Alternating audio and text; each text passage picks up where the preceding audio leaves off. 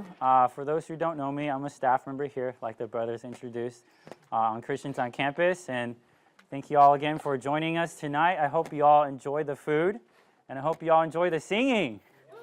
I really enjoy singing. Anyway, tonight I'm just going to share a little bit from 1 Corinthians chapter 7, which I think all the Bible studies went over last week. This will be a sort of a continuation of the previous fellowship nights that we've had so far this semester. Just as maybe a little bit of a review for those who maybe weren't here, and so that we can all be on the same page. The first fellowship night, the title was Treasuring Our Human Spirit. Amen. To become spiritual men, to receive spiritual things. So the key point there was, we have a human spirit. Amen. Oscar, you have a human spirit. Amen. And it was made to contain and to contact God. Amen. Wow! We have a spirit.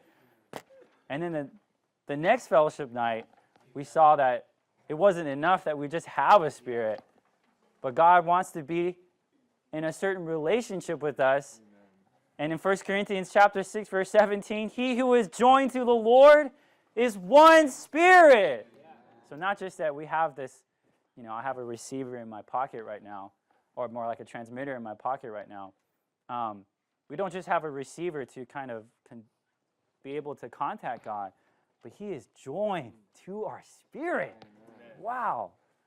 But I don't know about you, but after hearing something like that, I want to know what that looks like.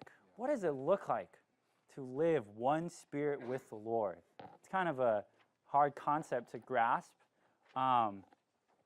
And hopefully we all kind of consider, what does it look like when someone lives one spirit with the Lord? Well, in 1 Corinthians chapter 7, we get a little glimpse of that through the writing of the Apostle Paul.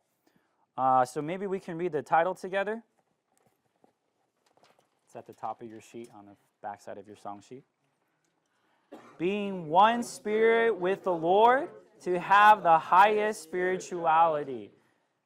So again, the first fellowship night, we have a spirit. Second fellowship night, we are one spirit with the Lord. And here we see the highest spirituality. What does it look like to live in such a way? And this is what spirituality is, a spiritual living, okay? So this is what we want to get into tonight. How about everyone, let's read the first bold point. The essence of the New Testament is the two spirits, the divine spirit and the human spirit, mingled together as one spirit. So this is kind of a summary statement, if you will, of the last fellowship night. Again, key point, one spirit with the Lord. God is the spirit. We have a human spirit. And just like, the illustration, I just enjoyed this hand gesture that John did. Okay, he was like, you have one spirit, you have God the Spirit, and you have our spirit, and they're one. Amen. And this is the essence of the entire New Testament. When someone asks you, what is, when you boil down the New Testament, what does it consist of? It consists of the divine spirit, God the Spirit, with our spirit. Amen. That's what the entire New Testament boils down to. What is God doing today? The divine spirit with our spirit. Amen. This is where we start, so I hope you all get that, okay? All right.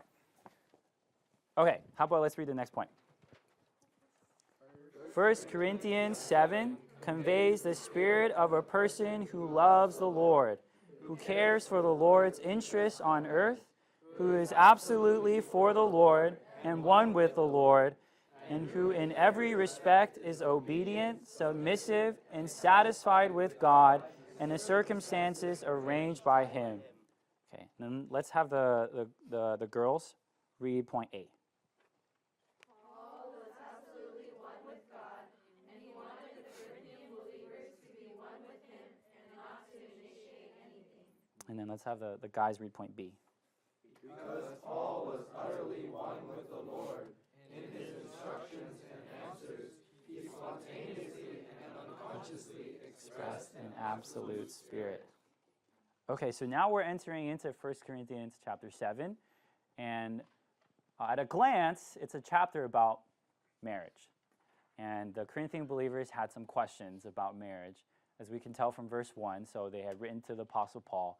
And here's the Apostle Paul's response. to the Corinthian believers' questions about marriage. But what you get is not just some responses, but you can actually almost taste the Apostle Paul's spirit. You sense his absoluteness for the Lord. And where that comes across is when he talks about marriage, whether or not we should get married, his answer is not yes or no. His answer is whatever is best to serve the Lord. If it's best for you to get married to serve the Lord, then get married. If it's better for you to remain single like the Apostle Paul was in order to serve the Lord, then do that. But his intention was serve the Lord. And then in verse 24, he talks about another striking point.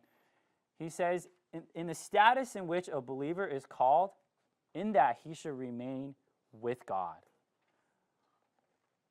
And his desire there, again, is not, what should I do? But rather it's remain with God. He wants to remain with God. And basically that statement, we should remain in the status in which we were called, that basically means we should not initiate any change in our status. He was a person who was very obedient, like the outline point says, submissive, and satisfied with where he was as long as he was with God. You know, we have this saying, the grass is always greener on the other side, right? Basically, what that indicates is by default, by human nature, we always like another situation. We always like how someone else is doing, what other people have, regardless of however we're doing. There's always an inclination to want to change our situation. But this was not the Apostle Paul. As long as the Apostle Paul had God, he was willing to stay where he was. And he uses an example, and I thought this was amazing. In the verses, he says, if you're called as a slave, why not remain in the status of a slave?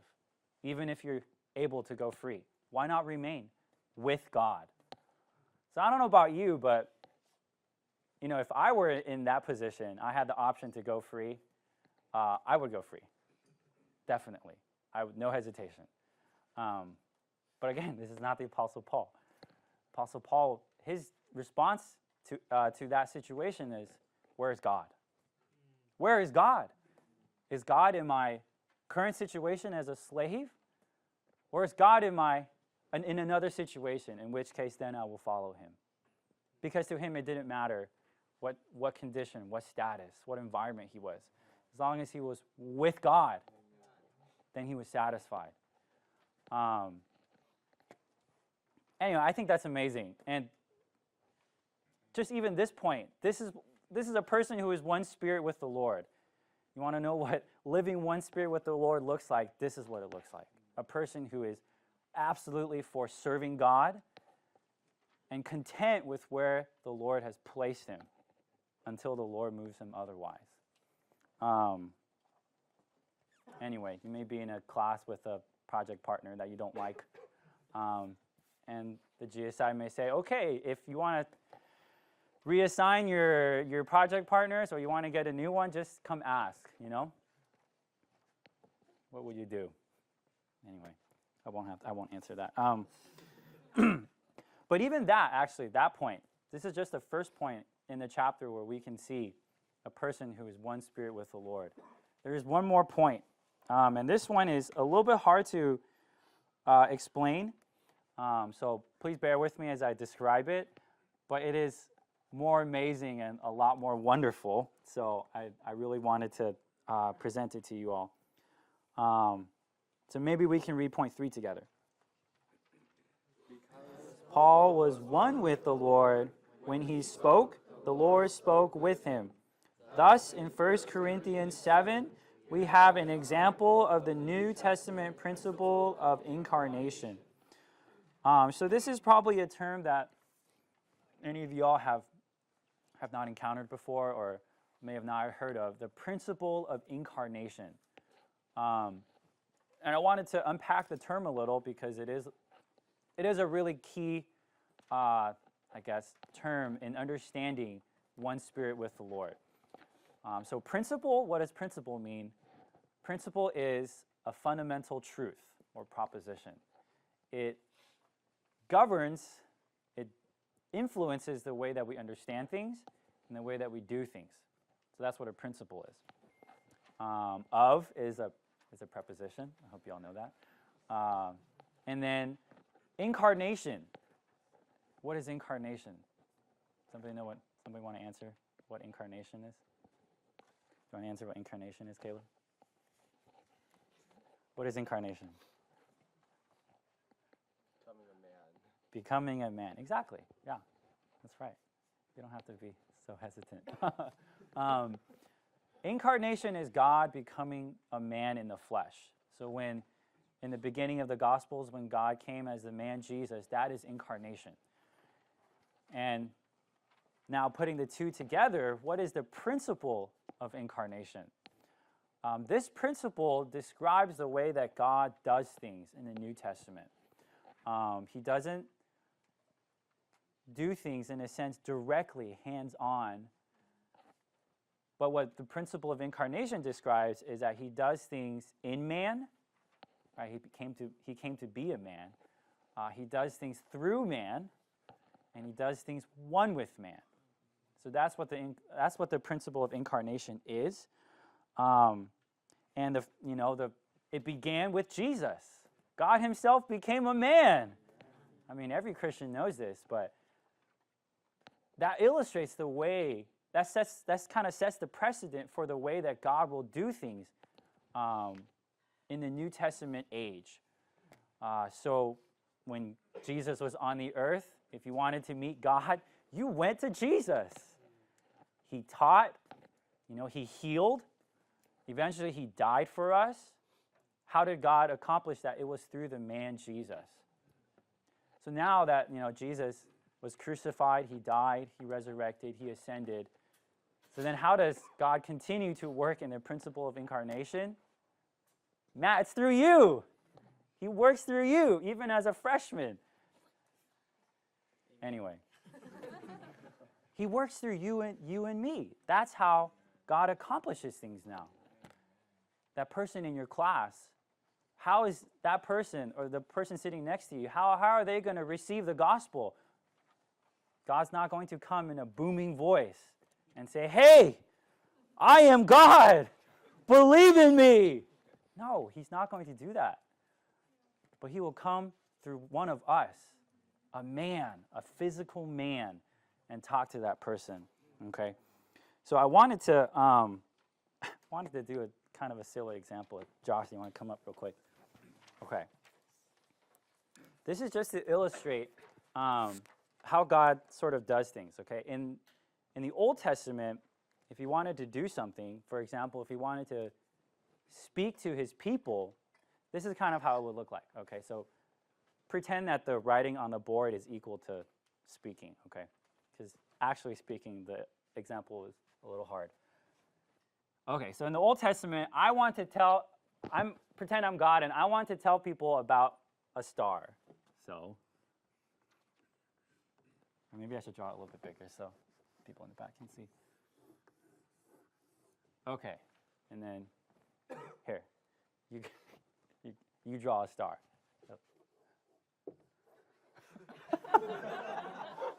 This was not planned, so I have no idea what he's going to draw. Okay. So it was kind of a two-step process, okay? I would first have a message, and then I would relay it to my prophet, and he would attempt to relay it to the people, okay? So you can see here, I wasn't planning on it, but there is something different here from my original message, which happened in the Old Testament, okay? There were chances of that. As a positive example, maybe, like Moses, he probably would have drawn something similar, okay? But in this case, that's what God gets as a message, okay? In the New Testament, we'll start over. We'll have another chance at this. Okay. This is going to be, I hope you all get the point. Okay, so Josh, can you stand over here? And basically what happens in the New Testament is not that I give my prophet a message and then he relays the message. That's kind of like being a spokesperson or a representative of God. But rather, put the pen in your hand. Okay, pretend that you're going to write. All right, okay. And then I am going to write with you. So you try to draw a star. Yay! Okay, thanks, Josh. All right. So what was the difference there? The difference there was that the first time I dictated something or I drew something, and then Josh, or my prophet, had to duplicate it or replicate it for the people. But in the second example, and this illustrates what happens in the New Testament, it's together. We do it at the same time. So now it's not just a few people, but everyone, all the believers, have an opportunity to experience this. When you sit in your classroom and you talk to someone, that's not just your own words. Actually, when you speak for God in your class, that is God speaking. That is God himself speaking. Just like when you heard Jesus in the Gospels in that time, that was not just the man Jesus, that was God speaking. So when you speak in your class, that's not just you speaking. That is God himself speaking. Okay? So that is the principle of incarnation. Okay. Point A, the principle of incarnation is that God enters into man and mingles himself with man to make man one with himself.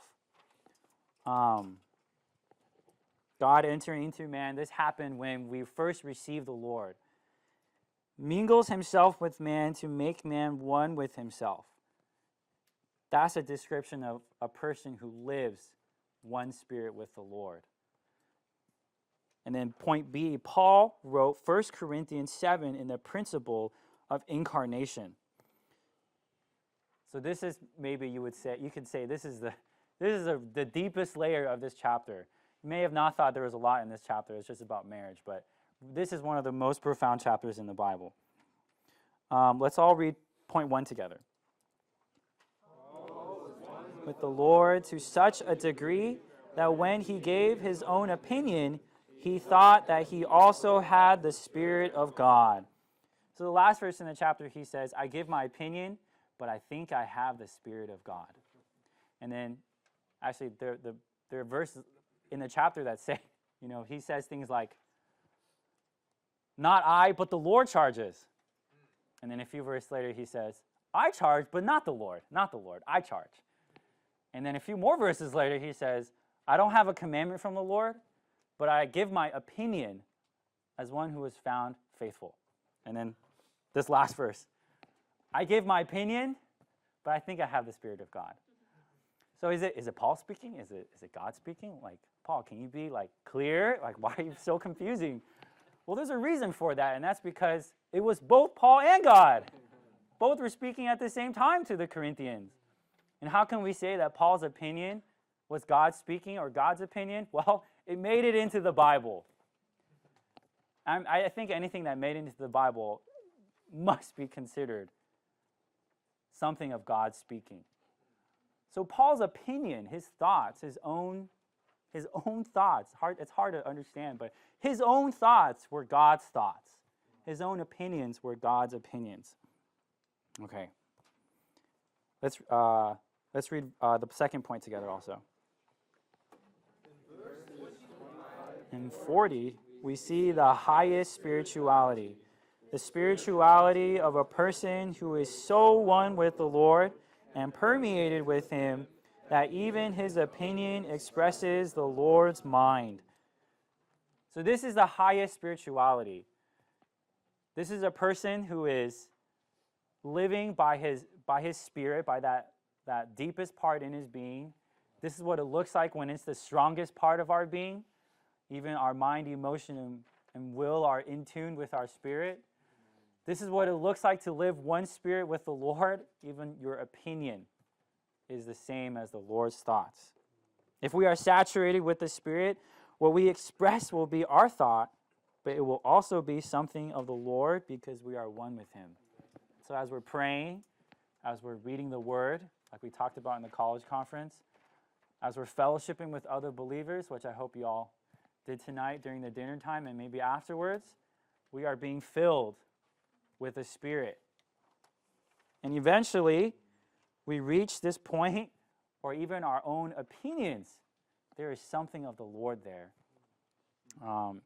Maybe I'll end with just this one practical point. When we first encounter something like this, or we listen to something like this, at least my first response is, well, I'm not there yet. I'm definitely not there. So what do I do to get there, or what do I do in the meantime? Well, just to continue this example of speaking, sometimes when we get this little inkling of a feeling, maybe later when we have the time for everyone to share, you'll just get this little, like, almost like someone tapping on your shoulder, but not physically on your shoulder, just to say something. And you may be like, I don't know what to say. Like, what am I supposed to say about this? This is hard and complicated, and I don't know if I'm going to make sense. I would encourage you all in those cases just to speak. Just to speak it. When we speak it, if it's right, the Lord will not bother us and we'll have peace. If it's not right, that's okay. It's easier for the Lord to adjust us or to redirect us than it is for him to get us to move in the first place. So we give the Lord a greater opportunity when we just speak. Amen. And the more we do it, the more experience we have, then we begin to understand, okay, this is the Lord's feeling about this. This is how the Lord thinks.